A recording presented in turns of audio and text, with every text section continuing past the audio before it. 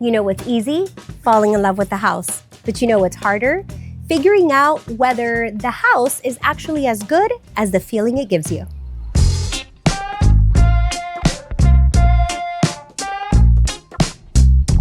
Because the best homes aren't just beautiful, they make sense. The layout works, the spaces feel natural, the location fits your lifestyle, and you can start imagining your life without trying too hard. So today, I'm going to take you through this home from a buyer's perspective and show you what makes this one special. Homes like this on Josie Avenue are worth slowing down for.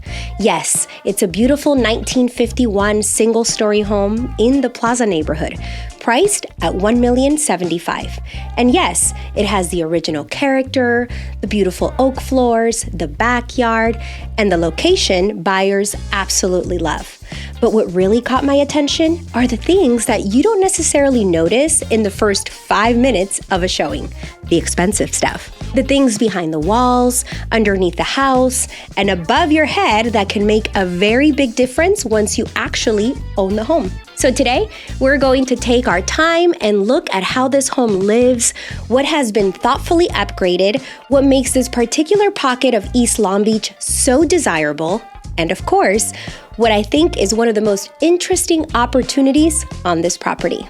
And if you're buying, selling, or relocating anywhere in Long Beach or throughout California, you can always reach out to my team and I. I'm happy to give you straight answers about the market, your property, or your specific situation. And if you're moving out of state, don't worry, we can help with that too. We have a trusted referral network, so you don't have to pick a random agent off the internet and hope for the best. Nobody needs that kind of excitement. Okay, let's spend some time admiring Josie because this house is just charming. I love the deep blue exterior with the crisp white trim, the little covered front porch, and that curved brick walkway leading you right to the front door.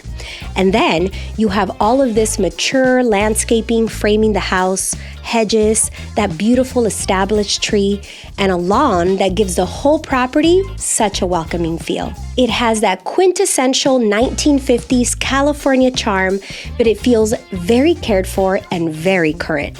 Nothing about it feels overly done. It just feels happy. And I especially love this little front porch. It's not enormous, but it's enough space to sit out here with a cup of coffee, say hello to a neighbor walking by, and remind yourself that maybe you really did make the right decision when you bought the house. Now let's get inside. The moment you walk through the front door, one of the first things you notice is something I always appreciate in an older home. The original character is still here. Look down.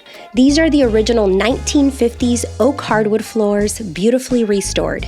And there's something about real hardwood that photographs just don't capture. You can see the warmth, you can feel the texture, and it immediately gives the home a sense of history. Especially in a market where so many homes have been given the same gray flooring and the same modern makeover, it's refreshing to walk into a home that still has a little personality. And that's really what I love about the Plaza. You get that classic 1950s architecture, but you're not necessarily buying a house that feels stuck in 1951. The living room is really the heart of the home.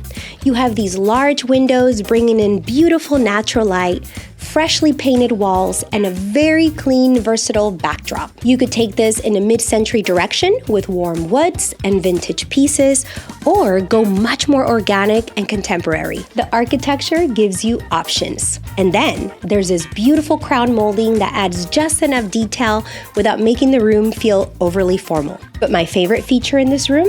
The fireplace. It's classic, it's charming, and it gives the room a real focal point. And while we're in Southern California, where our fireplaces are definitely more decorative than necessary, let's be honest, most of us are not lighting a fire because the house is freezing. There's still something really special about having one. Because there are certain moments when a fireplace just feels right. The holidays, a chilly winter evening, Christmas lights glowing in the background, friends gathered around the room, maybe a glass of wine on the coffee table, music playing, and a real fire going in the fireplace. You probably won't use it every week. You may go months without thinking about it, but then December comes around. The weather gets a little cooler, and suddenly you are very glad that it's there. And I think that's part of what makes older homes so special. They often have these little architectural details that aren't necessarily about efficiency or checking a box on a buyer's wish list. They're more about creating moments, and this fireplace is one of those details. It gives this room a sense of warmth and nostalgia that you simply can't recreate with a beautiful electric insert or a perfectly styled piece of furniture. Sometimes you don't need a fireplace because you need heat. You have one because someday, on a really beautiful winter evening, you're going to light it, everyone will gather around it, and you'll remember exactly why you love the house in the first place. And then there's another detail you may not notice right away. Listen, it's quiet.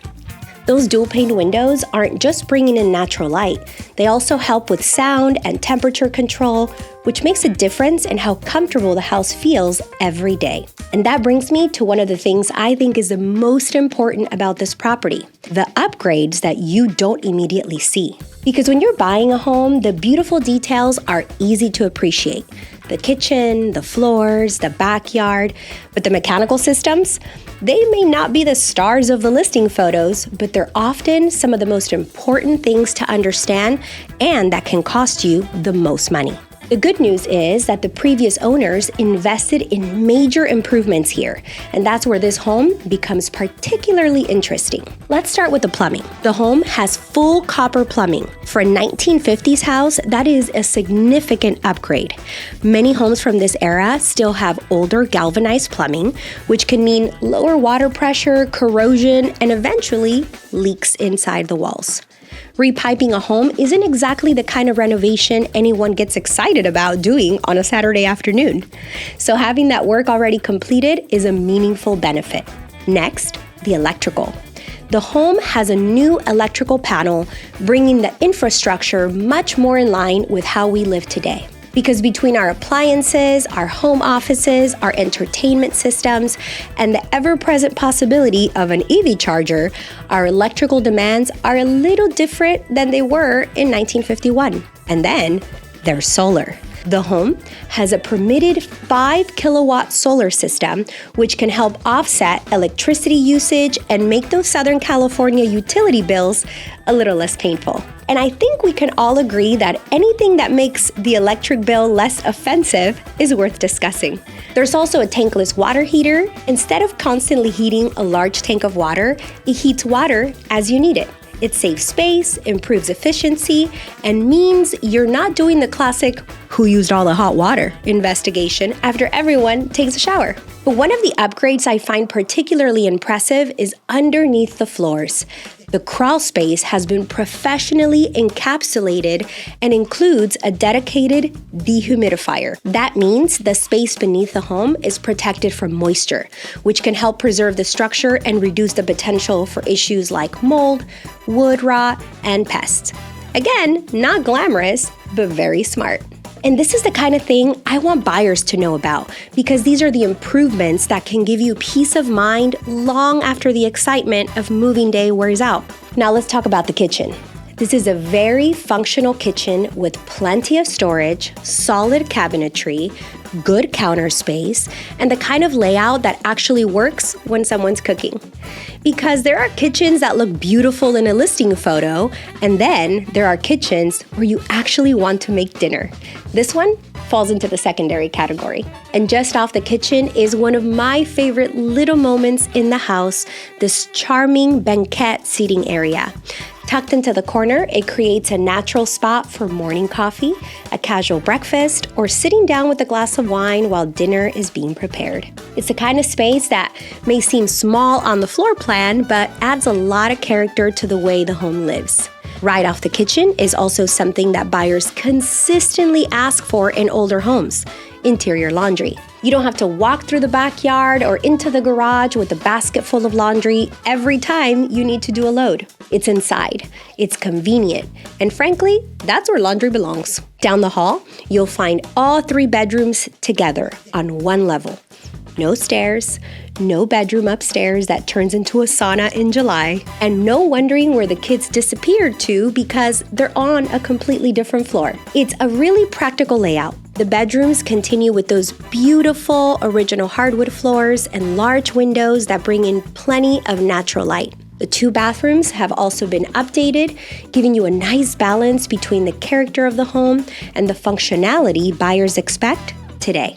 And now, my favorite part, the backyard. Because in Southern California, I always say the backyard is basically another room of the house. And this one is a good one. You step outside onto the large concrete patio and you immediately start imagining how you would use it. A big dining table, a comfortable outdoor sofa, a barbecue, friends over on a Saturday afternoon, or honestly, just coffee out here in the morning while you pretend you're going to be productive. Beyond the patio is a large grassy area with plenty of room to play, entertain, garden, or let the dog do approximately 4,000 laps for no apparent reason. And then we get to the fruit trees. You have mature avocado, citrus, and plum trees throughout the yard. And I love mature landscaping because you simply cannot buy time. You can plant a 5-foot tree today, but you can't walk into a nursery and say, "I'll take the 40-year-old avocado tree, please." So there's something really special about having an established backyard like this one. And then, at the back of the property, you have a detached 2-car garage. Obviously, it gives you parking and storage, but this is also where I think the future possibilities become interesting. In this particular neighborhood, that could mean a home office, a gym, a guest space, or whatever your heart desires. Now, let's talk about where we are, because one of the biggest reasons people love the Plaza in Long Beach isn't just the individual houses, it's the neighborhood.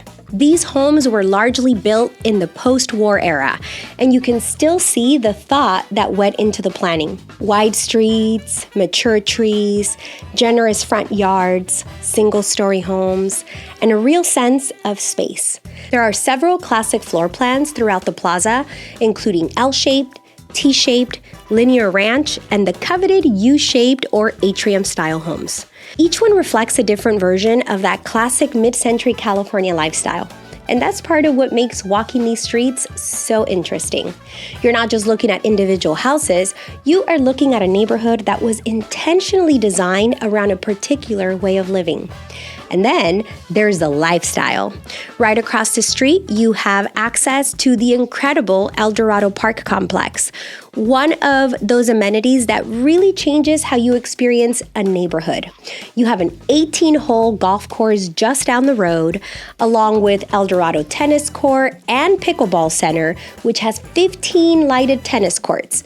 There's also a disc golf course, walking and bike paths, sports fields, picnic area, playgrounds, and of course, Dorado Nature Center with its lakes, trails, and natural open space. So whether your idea of a Saturday morning is a round of golf, a game of pickleball, a walk through the nature trails, or something a little more competitive with the tennis racket or a frisbee, you really have an extraordinary amount of recreation right here. That matters because one of the luxuries of living in Long Beach is that you can have a beautiful suburban neighborhood and still be close to the things that make Southern California fun. You're also close to shopping, restaurants, coffee shops, and minutes down Studebaker to Long Beach's 2nd Street and beach towns. And for commuters, you have relatively easy access to the 605, 405, and 22 freeway. So you get the quiet neighborhood without feeling completely disconnected from everything else. And that's really what makes a home like Josie Avenue interesting. It isn't trying to be the biggest house on the block. It doesn't need to be.